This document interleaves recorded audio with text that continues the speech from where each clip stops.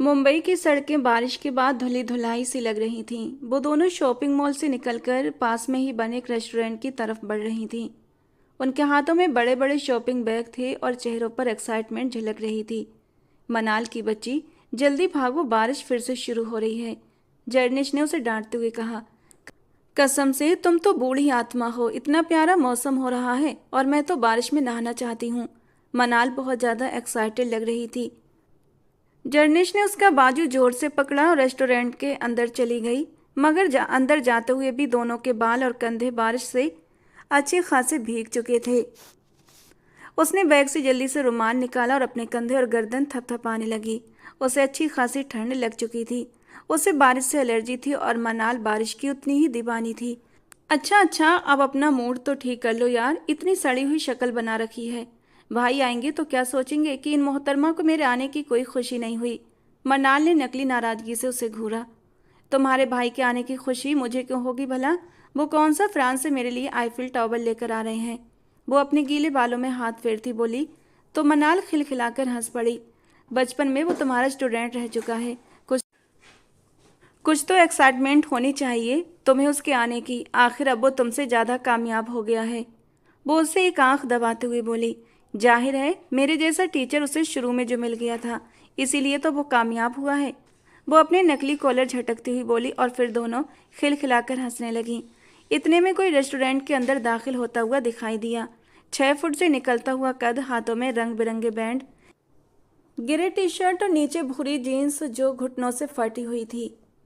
वो अपने कंधों तक आते बालों में उंगलियां फंसाए हुए चलता आगे आ रहा था। सीटी बजाता इधर उधर देख रहा था। शक्ल से वो किसी यूनानी देवता की तरह लगता था, जैसे किसी पत्थर के बेजान बुत में अभी अभी जान डाली गई हो। और अब वो अपनी तरफ उठती हर तारीफी नज़र को कमाल की बेपरवाही से नज़रअंदाज करता हुआ कोने में रखी उस मेज की तरफ बढ़ रहा था जहां वो दोनों बैठी थीं। वाह यार, क्या हैंडसम लड़का है। लगता है किसी और ही दुनिया की मखलूक है जो गलती से हमारे गिरह पर उतर आई है। मनाल और जर्निश के पास वाली बेंच पर बैठी कुछ लड़कियां आने वाले मेहमान की तरफ तरह तरह के कमेंट्स उछाल रही थीं। मनाल ने एक पल को इधर उधर देखा तो उसकी हल्की सी चीख निकल गई थी। जर्निश भी चौंक कर पीछे पलटी और फिर पलक झपकना ही भूल गई। वो आ चुका था। मनाल तो बिना कुछ सोचे समझे खड़ी हुई और जल्दी से भागती हुई उसे लिपट गई थी और वो उसके बालों में उंगलियां फिराने लगा। आसपास बैठी लड़कियां अब मनाल को काबिले रश्क नज़रों से देख रही थीं। यकीनन ये उसी की गर्लफ्रेंड होगी। कैसे उससे ऐसे लिपट रही थी? उन्होंने आपस में फुसफुसाते हुए बातें की थीं, लेकिन जर्निश वहीं कुर्सी पर बैठी रही। होठों पर एक होठों पर एक नरमी भरी मुस्कान लिए वो दोनों को देखती रही। यार, एयरपोर्ट से थका हुआ आता है, घर आकर आराम करता है और तुमने मुझे यहाँ बुला लिया। वो उसके माथे पर हल्का सा प्यार करते हुए शिकवा भरे अंदाज में बोला। मनाल उससे अलग हुई और मुस्कुराई। घर भी चलेंगे ना, इतनी क्या जल्दी है? बस मैं चाहती थी कि सबसे पहले आप मुझसे मिलें। मेरे प्यारे भाई, पता है मैंने आपको इन 5 सालों में कितना मिस किया। अरे रोज़ तुमसे वीडियो कॉल पर बात करता तो था और अब तो मैं आ भी गया हूँ, कहीं नहीं जाने वाला। वो उसे अपनी तरफ खींचते हुए आगे बढ़ा। जर्निश भी उसे देखकर खड़ी हो गई थी और फिर दोनों की नज़रें आपस में एक पल के लिए टकराई थीं। अस्सलामुअलैकुम and welcome to India mister Altamash Khanzada, Jarnish ने मुस्कुराते हुए कहा। और वो जो अभी तक गहरी नज़रों से उस भीगे बालों वाली सुनहरी आंखों वाली लड़की को तारीफ भरी निगाहों से देख रहा था, अचानक होश में आया। अरे आप तो पहले से भी ज़्यादा हसीन हो गई हैं Jarnish. Nice to meet you. Jarnish हल्के से मुस्कुरा दी। अब तुम अपनी तारीफ मेरे मुंह से सुनना चाहते हो, मगर मैं नहीं करने वाली। उसने एक अदा से कंधे उचकाए और वापस कुर्सी खींचकर बैठ गई। तो मनाल और अल्तमश भी तो मनाल और अल्तमश भी अपनी अपनी कुर्सी पर बैठ गए थे। भाई देखिए, हमने आपके लिए कितने अच्छे अच्छे गिफ्ट लिए हैं। आज रात घर में वेलकम पार्टी भी रखी है। खूब मज़े करेंगे और पुराने दिनों को याद करेंगे। मनाल तो खुशी से फूली नहीं समा रही थी। अच्छा, मुझे भी तो पता चले कि क्या क्या ख़रीदा है तुम दोनों ने मेरे आने की खुशी में। उसने उत्सुकता से पूछा तो मनाल ने सारे गिफ्ट्स टेबल के नीचे छुपा लिए। ये आप घर पर जाकर देखेंगे। अभी तो हम अच्छा सा लंच करेंगे फिर घर चलेंगे, वरना मामा पापा भी यहीं आ जाएंगे। जर्निश उनकी नोक-झोंक देकर मुस्कुरा रही थी, जैसे हर पल में कोई मीठी सी याद घुली हुई हो।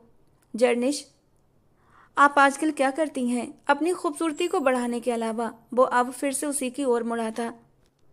आंखों में बेशुमार शरारत थी। भाई, जर्निश अब यूनिवर्सिटी में पढ़ाती है, इंग्लिश लिटरेचर। जर्निश की जगह मनाल ने जवाब दिया। अच्छा, वाह, इंटरेस्टिंग। आप अभी तक पढ़ाती हैं और अपने स्टूडेंट्स के कान भी खींचती हैं, जैसे मेरे खींच खींच कर लंबे कर दिए थे। वो एकदम से हंसते हुए बोला। तो जर्निश की नज़र अनायास ही उसके बड़े बड़े कानों पर पड़ी थी और उसके होठों पर फिर से एक मुस्कान तैर गई। वो भी हंसती थी। नहीं, अब कान खींचना बंद कर दिए हैं, क्योंकि मैं नहीं चाहती कि किसी और की खूबसूरती भी इन कानों की वजह से कम हो जाए। अच्छा, ये बताओ, अब आगे के क्या प्लान है तुम्हारे? वो अपने गीले बालों को कान के पीछे करते हुए बोली। तो अल्तमश की नज़रें उस पर ठहर गईं। मेरे प्लान्स तो बहुत नेक हैं, अल्लाह उन्हें कामयाब करे। सबसे पहले तो मैं शादी करूँगा किसी खूबसूरत सी लड़की से, और अपनी जॉब भी जारी रखूँगा। जाहिर है बेरोजगार को तो कोई लड़की देने से रहा। वो शरारती लहजे में बोला। तो वो दोनों जोर से हंस पड़ी थीं। अरे मेरा भाई कुछ ना भी करे तो भी लड़कियों की लाइन लग जाएगी आगे पीछे। मैं तो अपनी भाभी खुद ढूंढूंगी, और जर्निश तुम इसमें मेरी मदद करोगी, मनाल ने उत्साह से कहा। क्या पता तुम्हारा भाई लड़की ढूंढ भी चुका हो, तुम क्यों बेकार में परेशान हो रही हो? जर्निश ने उसे प्यार भरे अंदाज में डांटा। बिल्कुल ठीक कहा आपने जर्निश, लड़की तो मैं वाकई ढूंढ चुका हूँ। वो गहरी ठहरी हुई नज़रों से उसे देखते हुए बोला। तो मनाल का चेहरा एक पल के लिए उतर गया। अगर वो लड़की मुझे पसंद नहीं आई तो मैं ये शादी नहीं होने दूंगी। वो एकदम से लड़ने के मूड में उतर आई थी। ओके डन, वो लड़की तुम्हें जरूर पसंद आएगी, आई प्रॉमिस। अच्छा, आप खाना खाओ और घर चलो। अपनी बात कहते हुए वो मुस्कुराया और सब लोग जल्दी जल्दी खाना ख़त्म करने लगे। वो अपना बैग कंधे पर डालती, उन्हें सी ऑफ करती। आलमगीर विला में दाखिल हुई थी। आसमान अब पूरी तरह से साफ हो चुका था। मनाल ने उसे रात की पार्टी में आने की पक्की हिदायत दी थी। जब वो लॉन्च में दाखिल हुई तो साबिका बेगम किचन से बाहर आ रही थीं। अरे मेरी बेटी, आ गई तुम? देखो तो जरा, इतनी बारिश में जाने की क्या ज़रूरत थी भला? आप बीमार पड़ जाओगी। वो एकदम बेटी की चिंता में बोली थीं। जर्निश उनकी तरफ देखकर मुस्कुराई। ममा, पड़ोसियों के भी कुछ हक होते हैं, और मनाल तो मेरी बहुत अच्छी दोस्त है, उसके साथ जाना जरूरी था। और हाँ, रात को उन्होंने हमें पार्टी में बुलाया है। अल्तमश खानजादा के आने की खुशी में आप भी तैयार हो जाइएगा और पापा से भी कह दीजिएगा। हाँ हाँ, जरूर जाएंगे। अल्तमश इतने अरसे के बाद लौटा है, अब तो बड़ा हो गया होगा। कितना शरारती बच्चा था, सारा दिन हमारे घर में ही रहता था और तुम्हारे आसपास हमेशा मंडराता रहता था। वो बीते वक्त को याद करके मुस्कुराई थी तो जर्निश के होठों पर भी वही पुरानी और एक कोमल सी मुस्कान खिल उठी थी। हाँ, अब तो बाकी बहुत बड़ा हो गया है, लगता ही नहीं कि मुझसे 5 साल छोटा है। वो एकदम खोए खोए से लहजे में बोली थी। हाँ बेटा, और तुम खुद भी तो इतनी प्यारी हो, 29 की नहीं 20 साल की लगती हो। साबिका बेगम ने उसका चेहरा थाम कर मुस्कुराते हुए कहा। और अब वक्त आ गया है तुम्हें भी रुखसत करने का, और सलमा मुझे कॉल करके बता रही थी कि वो लोग इस वीकेंड पर आ रहे हैं तुम्हें देखने। बहुत अच्छा रिश्ता है, इकलौता बेटा है, बिजनेसमैन है, करोड़ों की जायदाद का वारिस, और इस बार मैं तुम्हारे मुंह से ना नहीं सुनूंगी। जाओ शाबाश, अब फ्रेश हो जाओ। वो बस हल्के से सिर हिलाती हुई ऊपर सीढ़ियाँ चढ़ने लगी। दिल में शादी के नाम पर कोई भी एहसास, कोई भी जोश नहीं जागा था। शायद वो सच में एक बूढ़ी रूह थी। रात को सिकंदर खान बिला में खुशियों और मुस्कुराहटों का समा बंधा हुआ था। उनका बेटा फ्रांस से सिविल इंजीनियरिंग करके लौटा था। सबके चेहरों पर चमक और गर्व झलक रहा था। मेहमान आना शुरू हो चुके थे। घर के बड़े से लॉन में शानदार पार्टी रखी गई थी। अल्तमश खानजादा ने आज 3 पीस सूट पहना था, बालों को जेल से पीछे की ओर सलीके से सेट किया हुआ था और एक हल्की सी पोनी में बांध रखा था। उसकी गहरी सियाह आंखें बार बार किसी को ढूंढ रही थीं जो अब तक नहीं आई थी। वो अपने दिल की बदलती हुई हालत से खुद परेशान हो रहा था। वो जर्निश जिसे वो बचपन से जानता था, जो उसकी पड़ोसन भी रही थी और कभी उसकी टीचर भी, वो शुरू से ही उसके बहुत करीब थी, हर वक्त उसके साथ रहती, उसकी शरारतों पर मुस्कुराती, और जब वो हद से ज़्यादा तंग करता तो प्यार से उसके कान खींच देती। एफएससी के बाद जब वो फ्रांस चला गया तो 5 साल तक दोनों की कोई मुलाकात नहीं हुई थी, और अब जब लौटा था तो जर्निश को इतने सालों बाद देखा था। वो पहले से कहीं ज़्यादा हसीन, मैच्योर और दिलकश नजर आ रही थी, और तब से ही उसका दिल जैसे किसी अनकहे एहसास में कैद होने लगा था। उसका दिल जर्निश की तरफ मचलने लगा था। पहली बार उसे ऐसी बेचैनी, ऐसी अनजानी हलचल महसूस हो रही थी। वो अपने कमरे की बालकनी में खड़ा सामने वाले घर की ओर देख रहा था। जर्निश का कमरा भी ऊपर ही था, मगर कमरे की खिड़कियां बंद थीं। क्यों नहीं आई अभी तक, उसने बेचैनी से मन में सोचा था। अरे भाई, आप यहाँ खड़े क्या कर रहे हैं? नीचे सब मेहमान आपका ही इंतजार कर रहे हैं जो आपकी खातिर आए हैं। और आपको पता है, हमारी फैमिली और आउट ऑफ फैमिली की बहुत सी खूबसूरत लड़कियां भी नीचे आ चुकी हैं। मनाल ने काख दबाते हुए चुटकी ली थी। अल्तमश धीरे से मुस्कुरा दिया और उसके बालों में उंगलियां फेरते हुए उन्हें बिगाड़ने लगा। और वो तुम्हारी बेस्ट फ्रेंड, वो नहीं आई अभी तक? उसने यूं ही सहजता से पूछा। जर्निश, बस आती ही होगी, अब जल्दी से नीचे आइए। मनाल ने उसके बाजू को पकड़ा और मुस्कुराते हुए उसे नीचे ले जाने लगी, जबकि अल्तमश के दिल में अब भी वही हलचल थी, जैसे हर धड़कन सिर्फ उसी का नाम पुकार रही हो। वो जैसे ही बाहर आंगन में आया, सामने से बही आती नजर आई। काले रंग की फ्रॉक पहने, जिसके गले और बाहों पर हल्की कढ़ाई थी। उसके गहरे भूरे बाल सलीके से एक तरफ को झुके हुए थे। दोनों को देखकर वो दूर से ही मुस्कुराती हुई आई थी। उसके साथ सबीका बेगम और आलमगीर साहब भी थे। उन्होंने अल्तमश से गर्मजोशी से मुलाकात की थी, मगर उसकी नज़र तो बस जर्निश पर ही ठहर गई थी, जो मुस्कुराकर उसे देख रही थी। महफिल अपने चरम पर थी, सब लोग खुशियों में डूबे हुए थे और फिर खाना लगा दिया गया। दोनों घराने एक ही टेबल पर बैठ गए और खाना शुरू हुआ।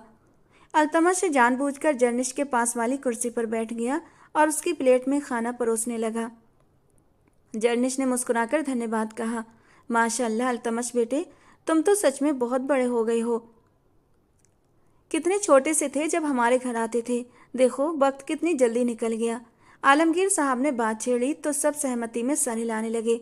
हाँ, अब तो भाई की शादी की उम्र हो गई है और इन्होंने तो किसी को पसंद भी कर लिया है इंडिया आते ही।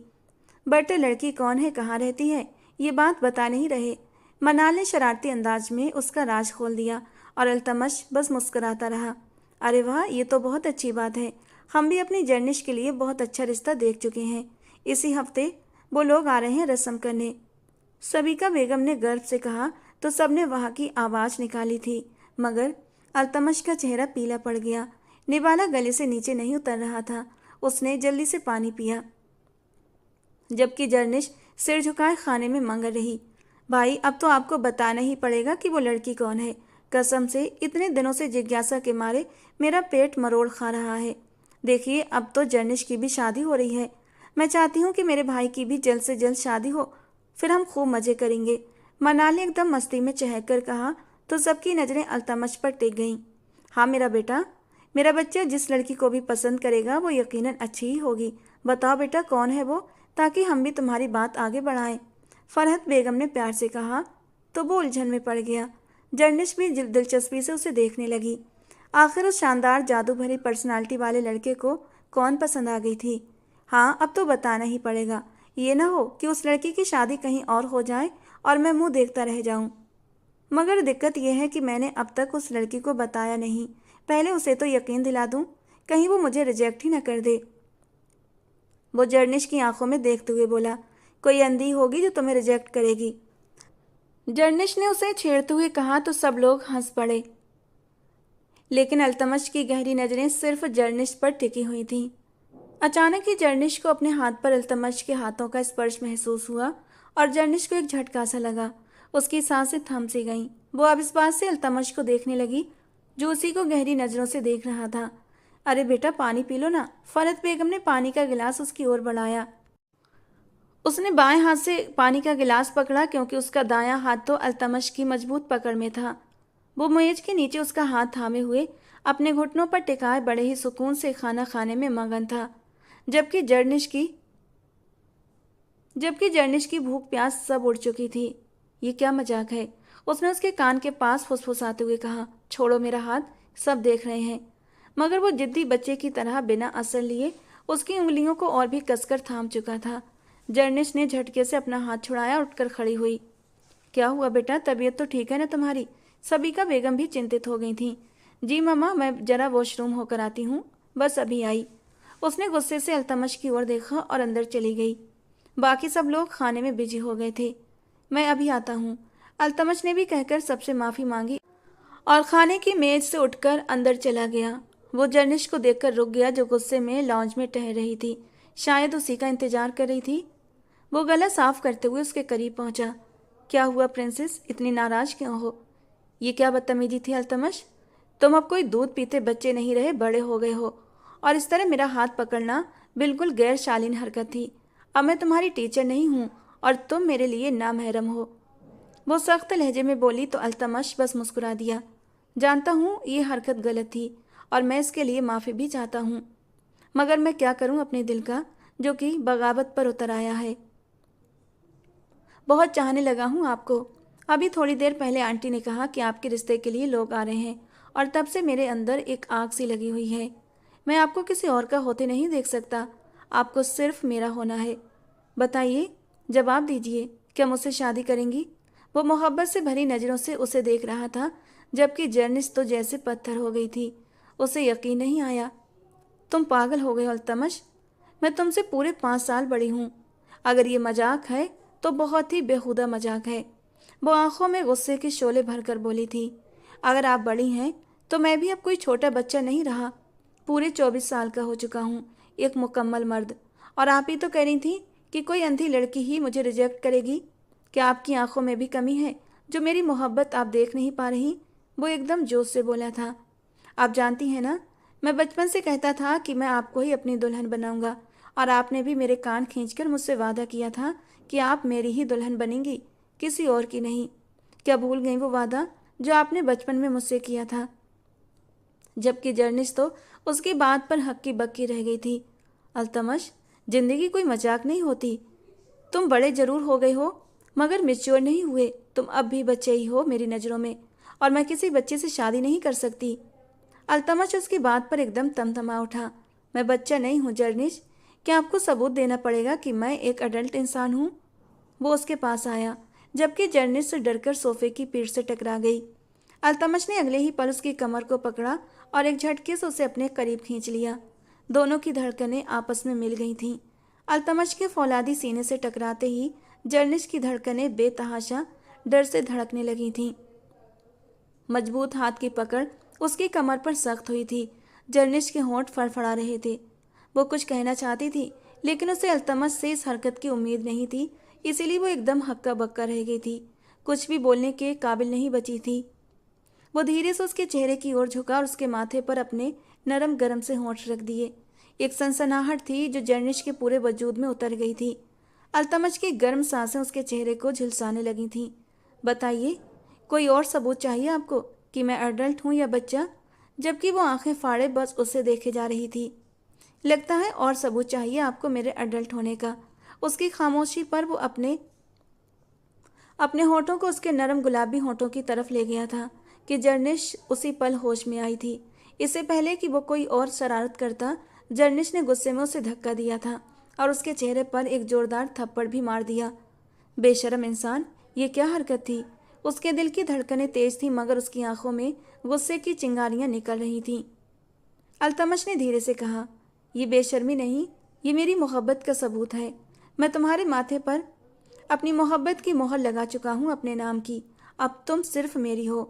अगर तुम इस रिश्ते से इनकार नहीं करती हो तो मैं खुद वहाँ पहुँच जाऊँगा। और फिर वो वहाँ रुका नहीं था, वहाँ से तेज तेज कदम उठाते हुए बाहर चला गया, जबकि जर्निश का पूरा शरीर कांपने लगा। वो अजीब सी हालत में थी, जैसे पूरी तरह असमंजस और बेचैन। उसकी धड़कनें अनियंत्रित थीं और दिल में एक बेयकीनी सी हलचल बैठ रही थी। 2 दिन से वो यूनिवर्सिटी भी नहीं गई और उसने अपने कमरे में ही खुद को बंद रखा था। कल उसे देखने के लिए कुछ लोग आने वाले थे और उसका दिल बुरी तरह डूबता जा रहा था। अल्तमश उसे कई बार कॉल कर चुका था, मगर उसने कोई भी कॉल नहीं उठाई थी।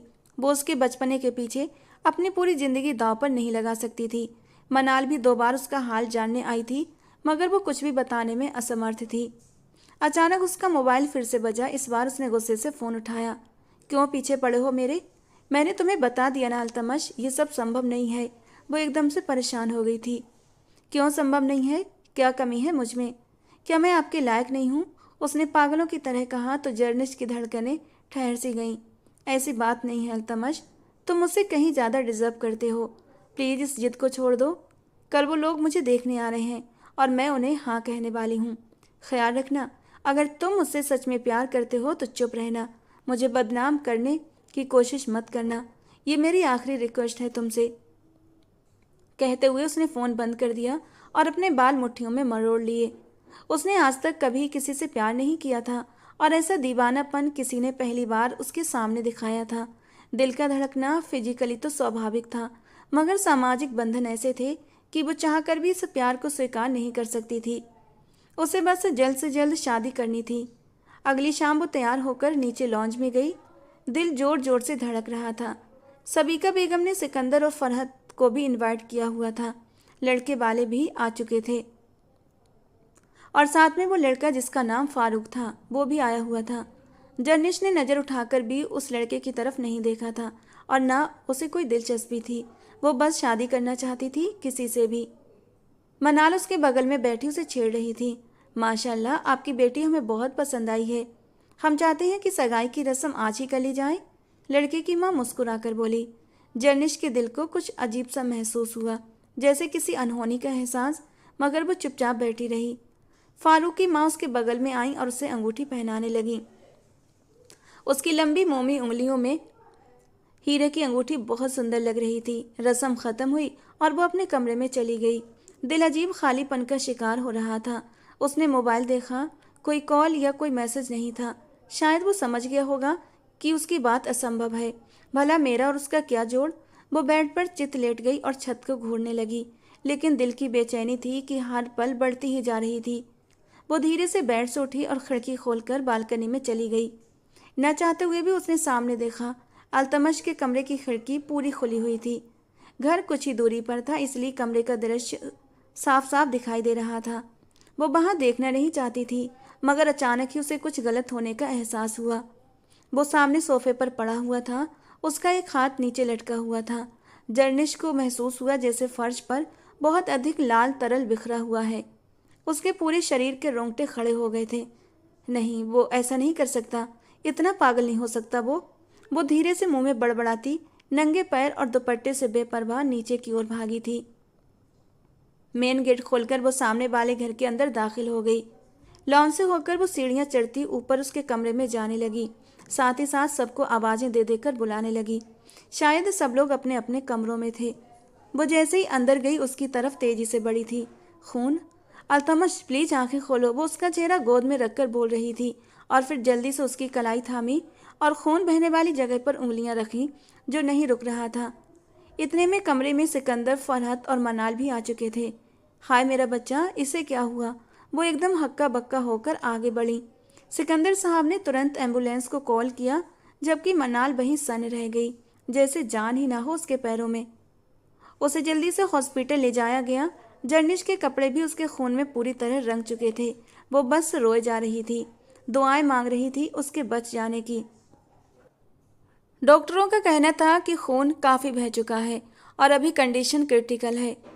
अगले 24 घंटे तक कुछ नहीं कहा जा सकता। फरहत बेगम सर पकड़कर बैठ गई थी। उन्हें यकीन नहीं आ रहा था कि उनका बेटा खुद अपनी ही नस काट लेगा। मनाल जो अब तक गुमसुम सी थी, जर्निस उससे नज़र नहीं मिला पा रही थी। बेकसूर होते हुए भी खुद को कसूरवार समझ रही थी। वो सारी रात कॉरिडोर में बैठे उसकी ज़िंदगी की दुआएं मांगती रहे, बिना कुछ खाए पिए। अगले दिन डॉक्टरों ने कहा कि अब वो खतरे से बाहर है। तब जाकर सबने सुकून का सांस लिया था। क्यों किया बेटा ऐसा? आखिर क्या परेशानी थी तुम्हें जो तुमने अपनी जान लेने की कोशिश की? फरहत बेगम उसके सिरहाने बैठी उसका माथा चूम रही थी और वो बस खाली नज़रों से छत को घूर रहा था। किसी से भी कोई भी बात नहीं कर रहा था और जर्निश दबे कदमों वहाँ से चली गई थी। वो इस हालत में उसके सामने नहीं जाना चाहती थी। वो घर आ गई, मगर बेचैनी थी कि हर पल बढ़ती ही जा रही थी।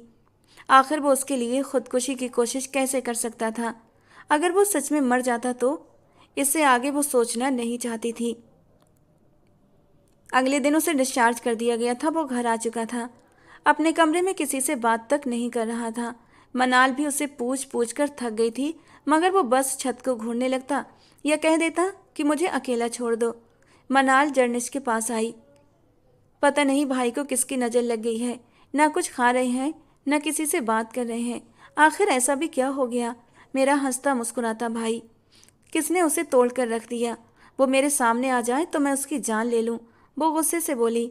मनाल, तुम्हारे भाई का ना दिमाग खराब हो चुका है और कुछ नहीं, वो बेचैनी से पहलू बदलते हुए बोली।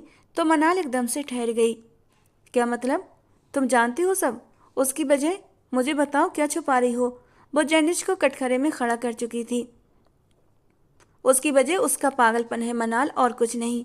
मैंने उसे समझाया था कि हमारा कोई जोड़ नहीं, मगर वो जिद पर आ गया है। और मोहब्बत जिद नहीं होती मनाल।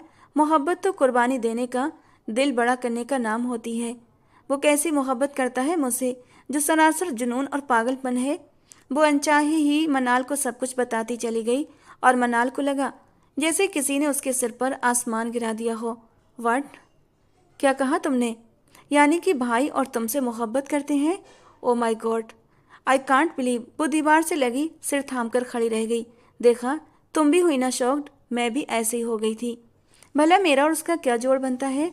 जर्निश जैसे खुद पर हंस पड़ी। मनाल अब भी हैरान खड़ी थी। मोहब्बत तो किसी से भी हो सकती है जर्निश, वो खोए खोए लहजे में बोली। अब तुम उसकी हिमायत मत करना प्लीज। उसे समझाओ कि बचपना छोड़ दे। अब हम बड़े हो चुके हैं, ऐसा मुमकिन नहीं हो सकता। और अब तो मेरी मंगनी भी हो चुकी है, अब तो बिल्कुल भी नहीं हो सकता, है ना? वो जैसे मनाल से यकीन दिलवाना चाहती थी।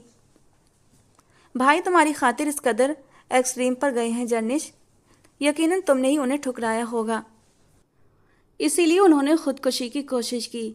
इससे क्या साबित होता है भला? मनाल जैसे होश में आई। जर्निश को फिर अपना आप गुनहगार लगा। यही ना कि अगर तुम उन्हें नहीं मिली तो वो जिंदा नहीं रहेंगे, और अब फैसला तुम्हें करना है। कोई तुम्हें मजबूर नहीं कर सकता। वो अपनी राय देकर कमरे से जा चुकी थी, और जर्निश सिर पकड़कर बैठ गई। भाई, तुम खुदकुशी करने से पहले मुझसे मशवरा ही ले लेते। क्या जरूरत थी सबको परेशान करने की? मनाल उसके बिस्तर पर आलती पालती मारकर बैठते हुए बोली, जिसका रंग एक ही दिन में एकदम निचुड़ चुका था। तुम्हारी दोस्त नहीं आई मुझसे मेरा हालचाल पूछने? अच्छी दोस्त है वैसे तुम्हारी, वो अफसरदा लहजे में उसे ताना मारते हुए बोला। मनाल उसे गौर से देख रही थी, जिसकी आंखों में इंतजार लिखा था। वो तुमसे डर गई है भाई, नहीं आएगी वो, चाहे एक बार फिर से खुदकुशी का शौक फरमा ले। जिसके लिए तुम अपनी जान देने पर तुले हो ना, उसे तुम्हारी परवाह ही नहीं। और जिन्हें तुम्हारी परवाह है उन्हें तुम हर पल मार रहे हो। अगर इश्क हो गया था उससे तो डंके की चोट पर इजहार करते, सबके सामने उसकी मंगनी वाले दिन चले जाते, और एक ड्रामाई अंदाज में वो अंगूठी उसकी उंगली में तुम खुद पहना देते।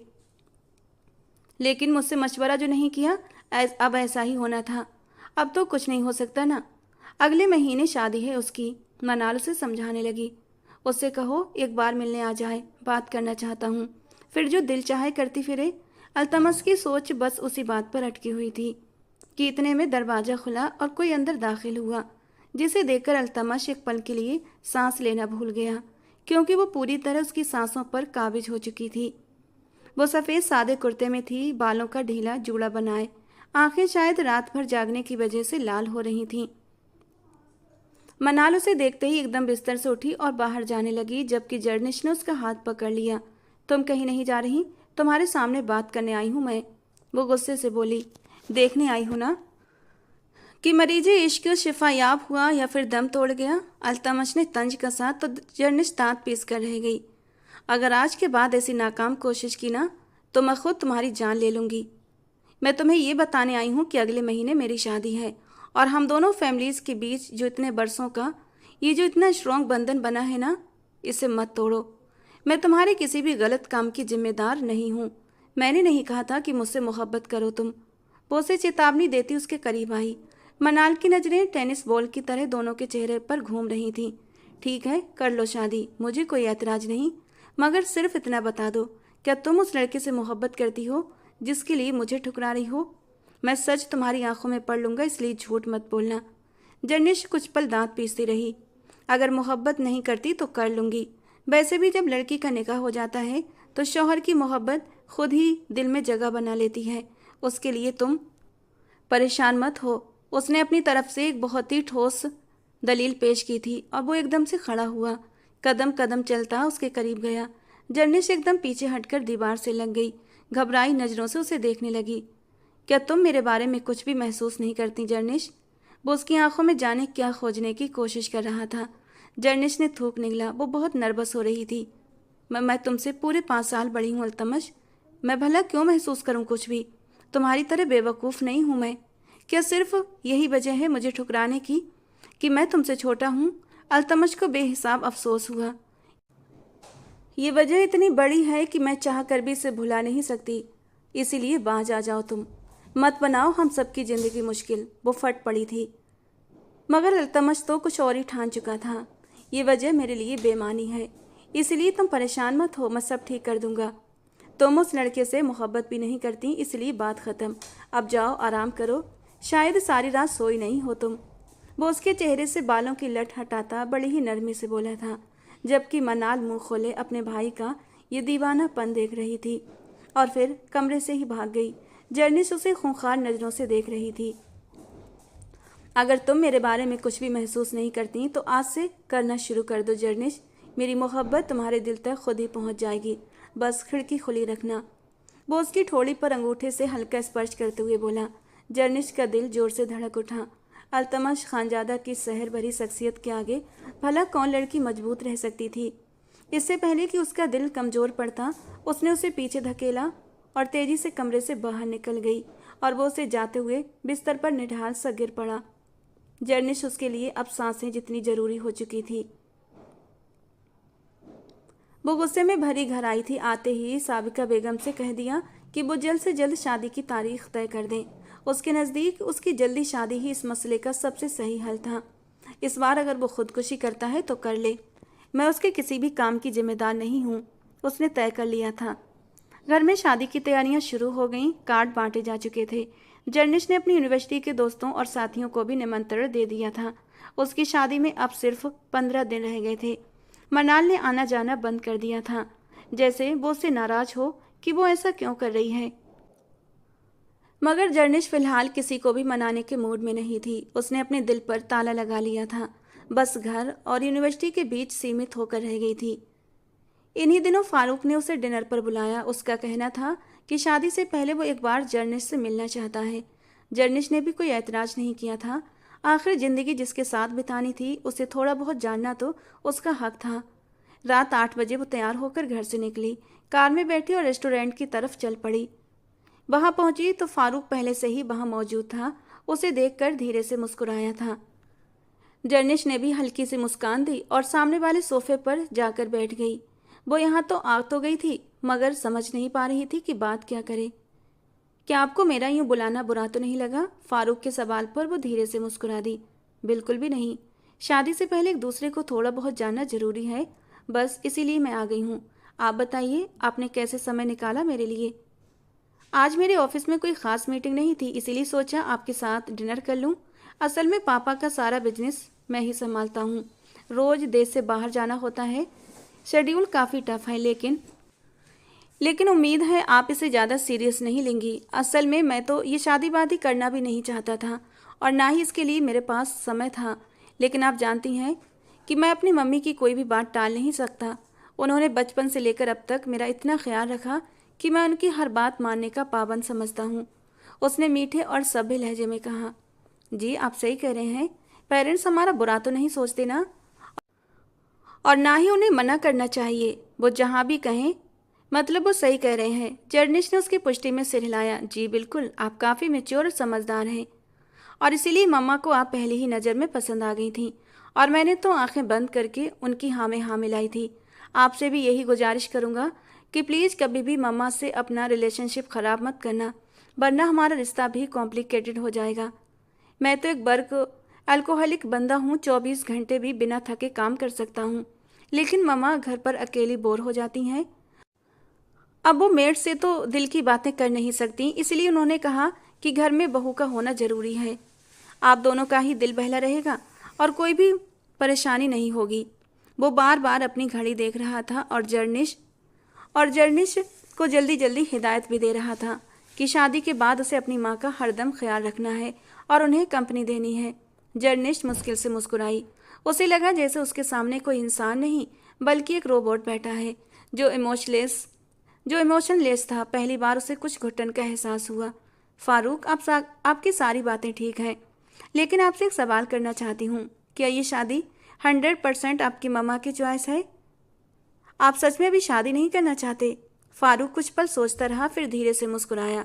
जी, आप ऐसा कह सकती हैं, क्योंकि मेरी माँ मेरे लिए बहुत स्पेशल है। मैं उन्हें अकेला नहीं छोड़ सकता, लेकिन आपसे मिलकर मुझे लगा कि इसमें 100% मेरा भी हिस्सा होना चाहिए। उम्मीद है आपके साथ जीवन का सफ़र स्मूथली गुजरेगा। मुझे आपकी जॉब से कोई ख़ास एतराज नहीं, आप कंटिन्यू रख सकती हैं। उसने फिर से घड़ी देखी थी। जर्निस उसके बार बार घड़ी देखने से झिझक रही थी, जैसे वो अभी भागने की तैयारी कर रहा हो। अगर आपके पास समय नहीं है तो आप जा सकते हैं, मुझे कोई ऐतराज़ नहीं, उसने अपना बैग उठाते हुए कहा। अरे नहीं, आप खाना तो खाना पहले प्लीज़। वो थोड़ा सा शर्मिंदा हुआ था, लेकिन जर्निश की तो भूख ही ख़त्म हो चुकी थी। उसे बाहर खुली हवा में सांस लेना था। आपसे मिलकर अच्छा लगा, मैं चलती हूँ। वो बैग संभालते हुए उठकर खड़ी हुई। इस आधे घंटे की बातचीत का निचोड़ सिर्फ यही था, मेरी माँ को खुश रखना। वो बाहर की तरफ बढ़ गई। फारूक कोई कॉल रिसीव करके अब बिल पे कर रहा था। चेहरे पर जल्दी का भाव स्पष्ट था। जर्निश जल्दी से बाहर निकली। बाहर हवा ठंडी चल रही थी, जैसे बारिश होने वाली हो, लेकिन आज पहली बार उसे इस ठंडी हवा में अकेले चलना बहुत अच्छा लग रहा था। वो यूं ही बेमकसद सड़क पर चलने लगी। मामास बुआए, वो फारूक के बारे में टिप्पणी करते हुए धीरे से बड़बड़ाई थी। ओह, तो कैसा लगा आपको आपका मामास बुआए? आवाज़ पर वो अचानक पलटी, मतलब उसकी बड़बड़ाहट सुन ली गई थी। तुम यहाँ मेरा पीछा कर रहे थे? जर्निश अल्तमश को देखकर डांटते हुए बोली। अरे नहीं यार, आप एक मैच्योर लड़की हैं, अपना अच्छा बुरा खुद समझ सकती हैं, और मैं आपका पीछा क्यों करूँगा भला? मैं तो अपने कुछ आवारा दोस्तों के साथ दिल बहलाने आया था। वो जेबों में हाथ डालकर बेफिक्र और लापरवाह सा लग रहा था। जर्निश भी धीरे धीरे उसके साथ ही चलने लगी थी। आपको पता है, किसी जमाने में हम बहुत अच्छे दोस्त हुआ करते थे। क्या आप मुझे अब भी अपना दोस्त मानती हैं, या फिर मेरे इजहार मोहब्बत ने मुझे हर दर्जे से ही वंचित कर दिया? और जर्निश न चाहते हुए भी मुस्कुराई थी। थोड़ी देर पहले वाली घुटन कम हो गई थी। दोस्तों की तरह रहोगे तो क्यों नहीं मानूंगी दोस्त, वो उसकी तरफ देखते हुए बोली। अल्तमश के चेहरे पर दिलफरेब सी मुस्कान आ गई थी। अच्छा, फिर इस दोस्त के साथ एक कप चाय हो जाए। वो उसे एक दिशा में लेकर जा रहा था। करमदीन चाय वाला क्या ही लाजवाब चाय बनाता है, आपको ये चाय कभी नहीं भूलेगी। जर्निश भी सारी कड़वाहट भूलकर उसके पीछे पीछे चल दी। उसे सच में चाय की तलब महसूस हो रही थी। वो ढाबा सड़क से काफ़ी दूर एक शांत जगह पर स्थित था। वो उसे वहाँ एक कुर्सी पर बिठाता खुद अंदर चला गया। खुले आसमान के नीचे कुर्सियाँ मेजें फूल की पंखुड़ियों की तरह बिखरी पड़ी थीं। हवा काफ़ी तेज हो चुकी थी। उसके बाल बार बार उड़ रहे थे। उसने कपड़े भी बेहद हल्के पहने हुए थे और अब ठंड लग रही थी। अल्तमश ऑर्डर देकर उसकी तरफ आया, जो एकदम सिकुड़ कर बैठी थी। क्या आपको ठंड लग रही है? कहें तो इस कंटेनर वाली छत के नीचे चले जाते हैं, या फिर किसी और जगह। वो उसकी हालत भांपते हुए बोला। नहीं, यहाँ अच्छा लग रहा है, चाय पी लूँगी तो ठंड नहीं लगेगी। अल्तमश सिर हिलाता बैठ गया। 2 भाप उड़ाते कप उसके सामने रखे गए। अल्तमश ने एक कप उसे पकड़ा दिया और दूसरा टेबल पर रख दिया। जर्निश गर्म घूंट अपने अंदर उतारने लगी। चाय सच में बहुत अच्छी थी। तुम क्यों नहीं पी रहे? ठंडी हो रही है चाय, वो उसे ध्यान दिलाते हुए बोली। मैं चाय इतनी गर्म नहीं पीता, होंठ जल जाते हैं। आप भी थोड़ी दया कीजिए अपने होंठों पर। वो बड़ी ही गहरी नज़रों से उसके नरम नाजुक से होंठों को फोकस करता हुआ बोला, जबकि जर्निश धीरे से मुस्कुरा दी। मैं हमेशा ऐसे ही पीती हूँ अल्तमश। वो आधा कप ख़त्म भी कर चुकी थी। अल्तमश ने अपना कप उठाया और होंठों से लगाया। कोई परेशानी है तो दोस्त समझकर बता सकती हो तुम। वो गौर से उसका चेहरा देख रहा था, जो काफ़ी परेशान सा था। तुम क्या करोगे? फिर से अपना इजहार मोहब्बत शुरू कर दोगे और मैं चली जाऊंगी? वैसे इस बार खुदकुशी की कोशिश नहीं की तुमने, शादी की डेट फिक्स हो गई है मेरी। चाय ख़त्म करके वो अपना कप रख चुकी थी, मगर तलब अभी भी ख़त्म नहीं हुई थी। चाय सच में बहुत अच्छी थी। अल्तमश अभी भी बस 2-3 सिप से आगे नहीं बढ़ा था। खुदकुशी तो बुज़दिल लोग करते हैं जर्निश। मैं नहीं चाहता कि जिससे मैं प्यार करता हूँ वो मुझे बुज़दिल समझे। मैंने सोचा है अब कि आपकी शादी से पहले मैं वापस चला जाऊँगा फ्रांस। हिंदुस्तान मुझे रास नहीं आया, वो गमगीन लहजे में बोला। जर्निश कुछ पल ठहर कर उसे देखने लगी। वो कितना खूबसूरत मर्द, प्यार में कितना टूटा हुआ सा लग रहा था। उसके दिल को कुछ होने लगा। तुम्हारे पेरेंट्स तुम्हें अपने साथ देखना चाहते हैं, उन्हें तकलीफ मत दो अल्तमश। तुम्हें पता है, कुछ लोग तो पेरेंट्स के मामले में इतने इतने पजेसिव होते हैं कि शादी तक उनकी मर्जी से कर लेते हैं। वो कड़वाहट से मुस्कुराई। दिल में जो उबाल उठ रहा था उसे बाहर निकालना जरूरी था। अल्तमश ने चाय वापस रखी और एक ठंडी आह भरी। देखो, मेरी जिद में आकर कोई गलत फैसला मत करना। बस दोस्त समझकर समझा रहा हूँ। ये पूरी जिंदगी का मामला है। जिस तरह का वो कैलकुलेटेड बंदा है ना, वो आपको समय नहीं देगा। प्यार इस रिश्ते में ज़रूरी है और वही मिसिंग है। क्या प्यार के बिना रह लेंगी आप? वो सादगी से बोला। जर्निश के गले में गांठ से उभरकर महसूस हुई। वो कप उठाने के लिए हाथ आगे बढ़ाने लगा, मगर इससे पहले ही जर्निश ने उसका कप थाम लिया और होंठों से लगा लिया। उसका सिर अब दर्द करने लगा था। अल्तमिश बस ठहरकर इस प्यारी सी लड़की को देखने लगा, जो एक मुश्किल फैसला लेने के बाद खुद मुश्किल में पड़ चुकी थी। एक और कप मंगवाऊं? ये तो ठंडी हो गई। मगर जर्निश शायद सुन नहीं रही थी। वो पूरा कप एक ही घूंट में पी गई। फिर भी उसकी कपकपी कम नहीं हो रही थी। ऊपर से अचानक बारिश शुरू हो गई। अल्तमश जल्दी से उठा और उसे लेकर अंदर की तरफ बढ़ा। वो दोनों उस ढाबे वाले के पास कंटेनर से बनी छत के नीचे खड़े थे। उसके कुछ बाल गीले हो चुके थे और कपड़े भी। अल्तमश ने जल्दी से अपना कोट उतारा और उसके चारों ओर लपेट दिया। आपको यहाँ भी ठंड लग रही है क्या? चलो अंदर चलते हैं। इनका एक कमरा भी है, हमें थोड़ी देर रेंट पर मिल जाएगा। चलो मेरे पीछे आओ। वो उसे कहते हुए खुद सीढ़ियाँ चढ़ने लगा। शायद कमरा ऊपर की ओर था। जर्निश उसके पीछे पीछे जाने लगी। ये बारिश इतनी जल्दी थमने वाली नहीं थी। कमरा काफ़ी छोटा था, जिसमें एक चारपाई बिछी हुई थी और कोने में 2 कुर्सियाँ खिड़की के पास रखी थीं। वो एक कुर्सी पर जाकर बैठ गई और खिड़की के पार बरसती झरझर बारिश को देखने लगी। अल्तमश उसके सामने टेढ़े मेढ़े से अंदाज में दीवार से टिककर खड़ा था। वो चाह रहा था कि बारिश कभी न थमे और वो यूं ही उसके पास खड़ा रहे। ऐसे क्या देख रहे हो? जो बस उसे ही निहार रहा था। क्या मैं आपको देख भी नहीं सकता अब? उसने शिकायत की तो वो मुस्कुरा दी। गौर से देख लो, मेरी बढ़ती उम्र की लकीरें तुम्हें मेरे चेहरे पर दिखाई देंगी। आज तो मैंने मेकअप भी नहीं किया। वो जो उसके बेदाग चेहरे में खो गया था एकदम से चौंका। आप बूढ़ी भी हो जाओगी ना तो मैं आपको ऐसे ही देखूंगा। जर्निश, आप मेरी मोहब्बत को भ्रम समझ रही हो या फिर बचपना? मगर ना तो ये भ्रम है और ना ही बचपना, क्योंकि ये कोई वक्ती जज्बा नहीं है जो वक्त की धूल में कहीं बिखर जाएगा। इनफैक्ट जब मैंने पहली बार मोहब्बत शब्द पढ़ा तो मेरे दिमाग में सबसे पहले आप आई थी। मेरे नज़रिए में उम्रों का फ़र्क कोई मायने नहीं रखता। मगर आपको समझाने का क्या फ़ायदा? आप तो उससे रोबोटिक मशीन से शादी कर लेंगी। आपको कौन रोक सकता है भला? आखिर में वो कड़वाहट से हंसा था। वो एक मैच्योर इंसान है अल्तमश, जिम्मेदार, हार्ड वर्किंग। दुनिया सिर्फ मोहब्बत के इर्द गिर्द तो नहीं घूमती ना। वो नरमी से उसे समझा रही थी। और मोहब्बत के बिना तो इंसान की सांसें ही तंग हो जाती हैं जर्निश। ये ऑक्सीजन की तरह होती है, जिसकी मौजूदगी बहुत ज़रूरी होती है। लेकिन आप इन बातों को तब समझेंगी जब आपको एहसास होगा कि आपने क्या पाने के लिए क्या खो दिया है। रही बात मैच्योरिटी की और जिम्मेदारी की, तो क्या मैं आपको बच्चा लगता हूँ? हालांकि मैं आपको एग्जाम्पल दे रखा हूँ अपने बड़े होने का, लेकिन फिर भी आपके दिमाग में मेरा अभी तक वही रूप है जब आप मेरे कान खींचा करती थीं। पर मैं उस दौर से बहुत आगे निकल गया हूँ। वो एक ठंडी आह भरकर बाहर देखने लगा, जबकि अल्तमश के कहने पर वही पल उसके दिमाग में बिजली बनकर कौंधे थे। जब उसने अपने होंठ उसके माथे पर रखे थे, जब अपनी गर्म सांसें उसके चेहरे पर छोड़ी थीं, दिल एकदम से जोरों से धड़क उठा था। लेकिन जल्दी ही उसने खुद को नॉर्मल किया था। बारिश अब कुछ कम हो गई थी, बल्कि ना के बराबर। वो अचानक उठकर खड़ी हुई। शायद वही उसके इंतजार में था। मैं अपनी गाड़ी लेकर आती हूँ, तुम यहीं रुको। क्या तुम गाड़ी साथ लाए हो अपनी? उसने पूछा तो अल्तमश ने सर ना में हिलाया। नहीं, मैं टैक्सी ले लूँगा, तुम जाओ। जर्निश ने उसे घूर कर देखा। हमारे घर साथ साथ हैं, चलो मैं तुम्हें ड्रॉप कर दूंगी।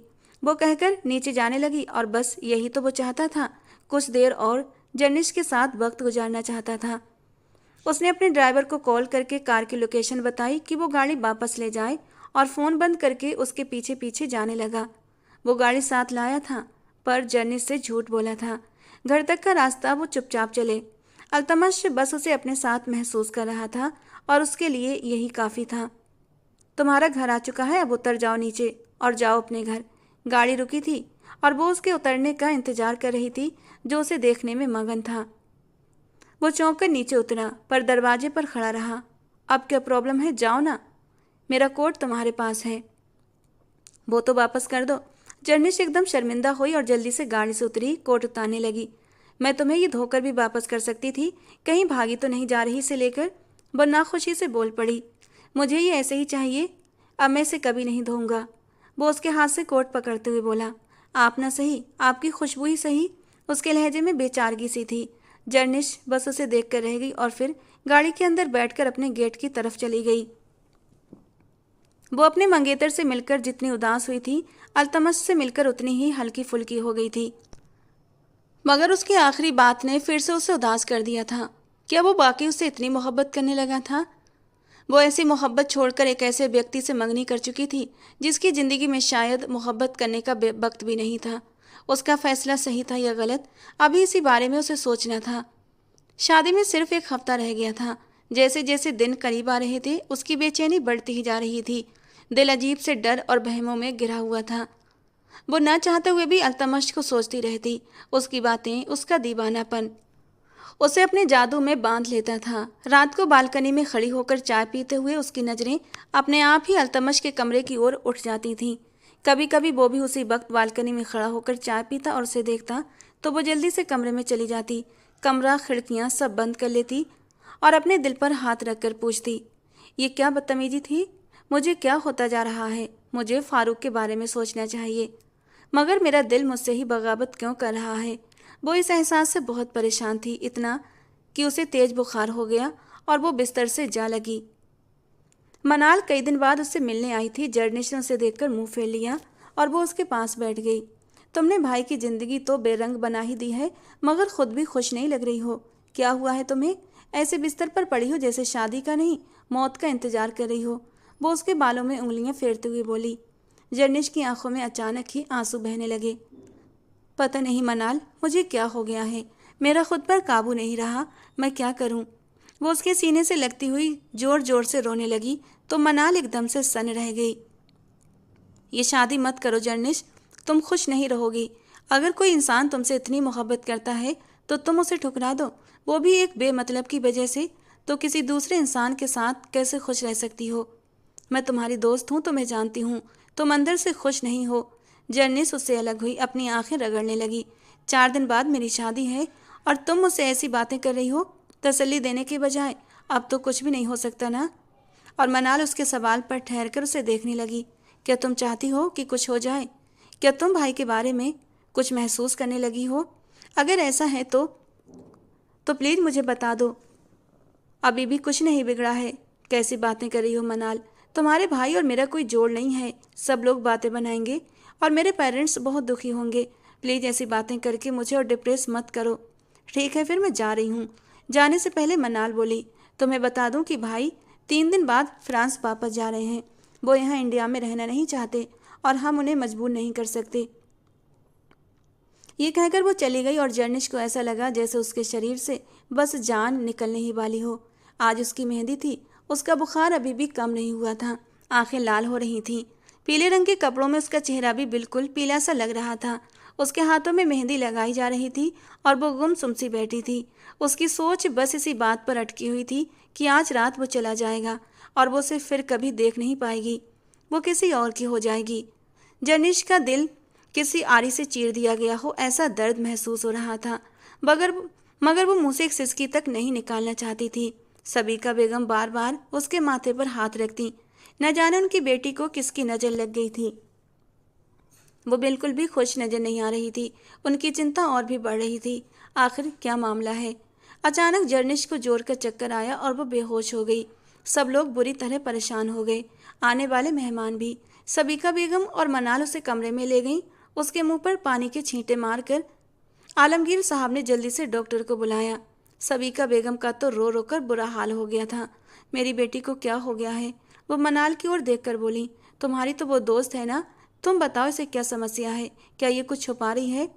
और मनाल अपने हाथ की उंगलियां मरोड़ने लगी और फिर वो भी रोने लगी। सबीका बेगम की चिंता बढ़ गई थी। फरहत बेगम भी हवास बाख्ता हो गई। मुझे आप दोनों से अकेले में बात करनी है, ये कहकर मनाल कमरे से चली गई और वो दोनों उसके पीछे दौड़ी। मामा, क्या आप जानती हैं कि भाई वापस क्यों जा रहे हैं? मनाल फरहत बेगम की ओर देखकर बोली। आज उसे मुंह खोलना ही था, इन दोनों की जिंदगियां बचाने के लिए। नहीं बेटा, मैं तो पूछ पूछ कर थक गई। न जाने मेरे बच्चे को क्या हो गया है, जरा सा मुंह निकल आया है उसका।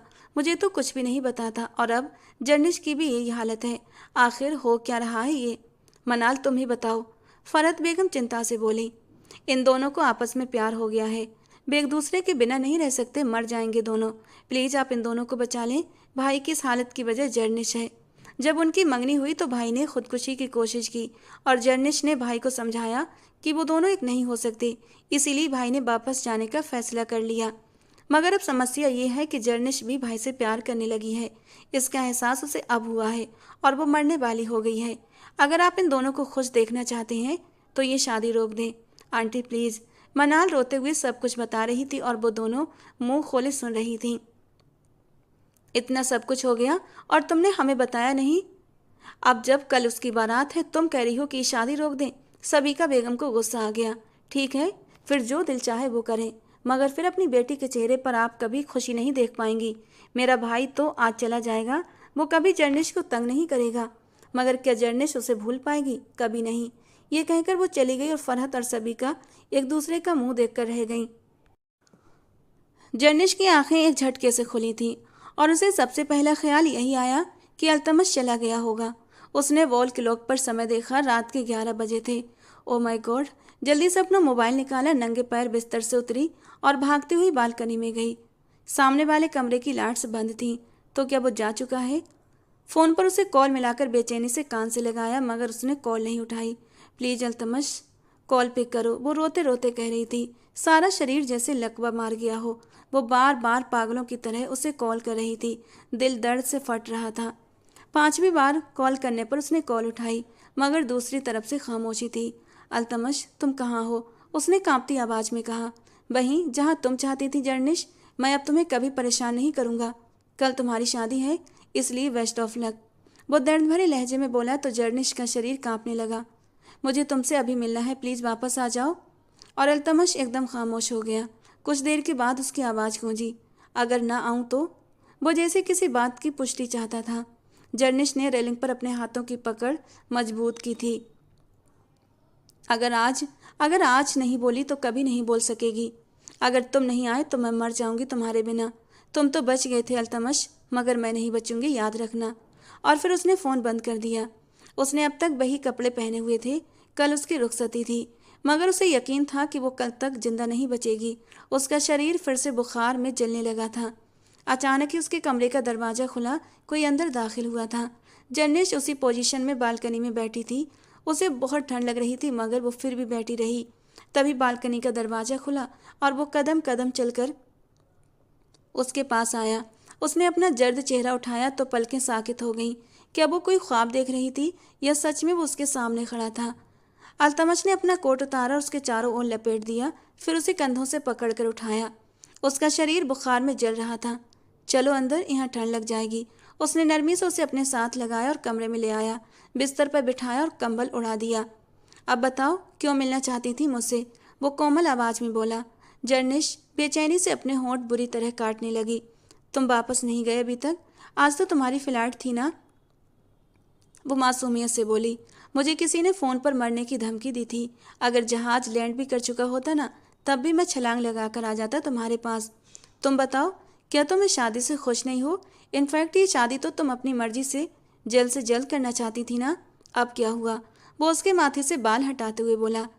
क्या ये शादी रुक नहीं सकती अल्तमश? क्या तुम इसे रोक नहीं सकते? तुम तो मुझसे मोहब्बत के दावे करते थे ना, तो फिर कैसे मुझे किसी और का होता देख लोगे? वो एकदम शिकवे भरे लहजे में बोली। देख नहीं सकता था, इसीलिए तो यहाँ से जा रहा हूँ, तुमसे दूर, बहुत दूर। मगर तुमने मुझे रोक लिया। और रही बात शादी की, तो अब ये रुक नहीं सकती। सब मेहमान आ चुके हैं, कल तुम्हारी बारात है जर्निश, इसीलिए खुशी से या ना खुशी से तुम्हें रुखसत तो होना ही है। अगर कल बारात नहीं आई तो कितनी बदनामी होगी सारे ख़ानदान में। मैं नहीं चाहता कि तुम्हारे बारे में लोग बातें करें, इसीलिए मैं तुम्हें समझाने आया हूँ कि ये शादी हर हाल में कर लो। और जर्निश उसकी बातों पर हैरान रह गई। उसे अल्तमश से ये उम्मीद नहीं थी। उसे लगता था कि अपने इजहार पर वो सब कुछ ठीक कर देगा, मगर ज़िंदगी कोई फिल्म तो नहीं होती ना। एक आंसू उसकी आंख से टूटा, जैसे सारी उम्मीदें टूट गई हों। ठीक है, तुम जा सकते हो अब, वो उसका हाथ झटकते हुए बोली। अल्तमश बेबसी से उसे देखता रह गया। क्या वाकई अब कभी वापस नहीं बुलाओगी? चला जाऊं? वो मासूमियत से पूछ रहा था। हाँ चले जाओ, कभी नहीं बुलाऊंगी, चाहे मर भी गई तब भी। अब जाओ, मुझे नींद आ रही है। वो रजाई सिर तक तान चुकी थी। अल्तमश कुछ पल वहीं बैठा रहा और फिर चला गया। उसे यहाँ से वापस जाना था। वो दुल्हन के रूम में बेहद खूबसूरत लग रही थी, मगर उसके चेहरे पर कोई खुशी नहीं थी। उसके माँ बाप उसे ढेर सारा आशीर्वाद दे रहे थे। मनाल भी काफ़ी खुश दिख रही थी, मगर जर्निश बिल्कुल शांत थी। उसे लगा जैसे आज उसकी शादी नहीं बल्कि उसके अंतिम संस्कार की तैयारियां हो रही हों। उसका इजहार मोहब्बत भी किसी काम नहीं आया था और वो चला गया था, उसे हमेशा के लिए छोड़कर, उसके दिल में मोहब्बत के दीप जलाकर, और जैसे किसी को इस बात से कोई फर्क ही नहीं पड़ा था। मगर जर्निश बिल्कुल बेजान एक प्रतिमा की तरह बैठी थी। अभी थोड़ी देर बाद उसका निकाह होने वाला था। वो अपने दिमाग को हर तरह के विचारों से मुक्त रखना चाहती थी, मगर दिल का क्या करती, जो बुरी तरह रो रो कर मातम कर रहा था। उसे निकाहनामे पर साइन करने के लिए बस अपने दिल को मारना था। निकाह ख्वाह अंदर आ चुके थे। मनाल उसके पास ही बैठी थी और सबीका बेगम भी।